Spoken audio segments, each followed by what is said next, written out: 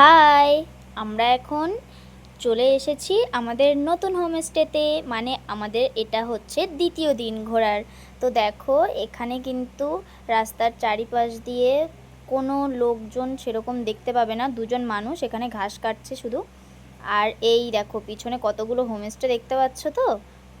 আর পিছনটা দেখো, জাস্ট দুটো পাহাড় কিন্তু একদম পাশাপাশি, এতটা সুন্দর। আর এই পাহাড়গুলো দূর থেকে মনে হয় না যে শুধুই গাছ আছে, মনে হয় কি কোনো বাড়ি আছে, কিন্তু প্রত্যেকটা পাহাড়েই কিন্তু প্রচুর প্রচুর পরিমাণে বাড়ি। আর এদিকে দেখো রাস্তার এপার দিয়ে কি সুন্দর ভুট্টা গাছ, পাইপ থেকে জল পড়ছে, যেন মনে হচ্ছে এটা একটা আলাদাই মানে কল্পনার জগৎ একদম।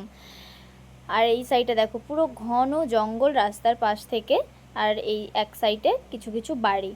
আর আমরা আজকে কিন্তু একটু টাইম পেয়েছি, কারণ প্রথম দিন যখন আমরা অরিতারে যাই তখন কিন্তু অনেকটাই রাত হয়ে গেছিলো, প্রায় রাত 10টার সময় আমরা ঢুকেছিলাম। আর আজকে আমরা হোমস্টেতে রঙ্গিলা বাজার থেকে খুব তাড়াতাড়ি চলে এসেছি, এই ধরো বিকাল 3টা নাগাদ। তো তারপরে ফ্রেশ হয়ে আমরা একটু আশেপাশটা দেখতে বেরিয়েছি।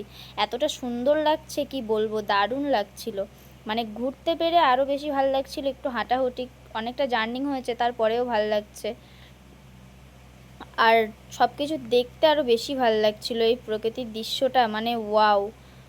আর রাস্তার এক সাইড দিয়ে দেখতে পাচ্ছ তো জলে ভেজা একদম, এটা কিন্তু একদম ঝর্ণার জল রাস্তা বেয়ে বেয়ে হচ্ছে। আর যে এই ফুলটা অরিতার লেকে তোমাদেরকে কিন্তু দেখিয়েছিলাম, মানে পুরো কালারটা দারুণ। তো দেখো এখানে আমি বলেছিলাম রাস্তার যেখানে সেখানে হয়ে আছে আশেপাশে, কারো পার্সোনাল কিছু না।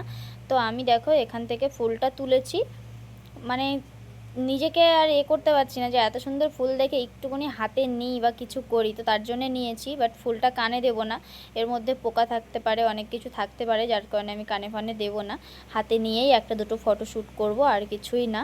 যেখানে ফুল ছেঁড়াটাও না মানে সবাই পছন্দ করে না যে কোনো গাছ থেকে, ওরা বলে কি যে গাছে থাকলেই বেশি সুন্দর লাগে, এটা আমাদের ড্রাইভার অনেকবার বলেছে। কিন্তু এখানে তো মানে সেরকম কোনো বাড়ি নেই বা কিছু নেই, আর এগুলো একটা জংলি গাছের ফুল, তো তার কারণেই আমি ছিঁড়েছিলাম, আর কিছুই না। আর পিছনটা জাস্ট দেখো রাস্তাটা, আমরা একটু এগিয়ে এগিয়ে যাচ্ছিলাম, সামনের দিকে একটা ঝর্ণার আওয়াজ পাওয়া যাচ্ছিল তার জন্যে, কিন্তু আর যেতে পারলাম না, সন্ধ্যা এগিয়ে